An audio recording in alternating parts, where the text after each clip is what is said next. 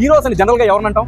దేశాన్ని రక్షించే సైనికుల్ని, అన్నదాతలైన రైతన్నలని, సొసైటీని ప్రొటెక్ట్ చేసే పోలీసుల్ని. కానీ ఆ హీరో డెఫినేషన్ మార్చేసింది రోజక్క. జగనన్న ఒకటే చెప్పాడు, మనం తప్పు చేసి జైలుకి వెళ్తే అవమానంగా భావించాలి, కానీ తప్పుడు కేసు వల్ల లోపలికి వెళితే బాధపడాల్సిన అవసరం లేదు. ప్రజల్లో మీరు ఒక హీరో అవుతారు. పార్టీ ఆఫీసుల మీద దాడి చేసి పుట్టకొల గురించి నీచంగా మాట్లాడిన పూరంబోకులాన్ని హీరోలు, మద్యపాన నిషేధం పెట్టో కల్తీ మద్యాన్ని నమ్మి వేల కోట్లు కొట్టేసిన లుచ్చాగల్లాన్ని హీరోలు, పార్టీ సలహాదారనే పేరుతో ప్రతిపక్ష నాయకుల ఇంట్లో ఆడాళ్ళ బెడ్రూమ్ లో దూరుతానని ఒకడు, ప్రతిపక్ష నాయకులను లకారాలతో దూషించిన ఒకడు, వీళ్ళ మీకు హీరోలు.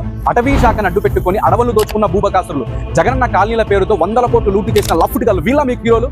కూటమి అరెస్ట్ చేసింది వీళ్ళనే. అంటే మీ దృష్టిలో అవినీతి చేయడం, అమ్మనాబూతులు తిట్టడం, పార్టీ ఆఫీసులు తగలెట్టడం, ప్రజాధనాన్ని పందికొక్కులా మెక్కడం, ఇదేనా హీరోయిజం? ప్రజల కోసం మీరు వెళ్తున్నారు కాబట్టి ఆ ప్రజల ఆశీర్వాదం మీకుంటుంది.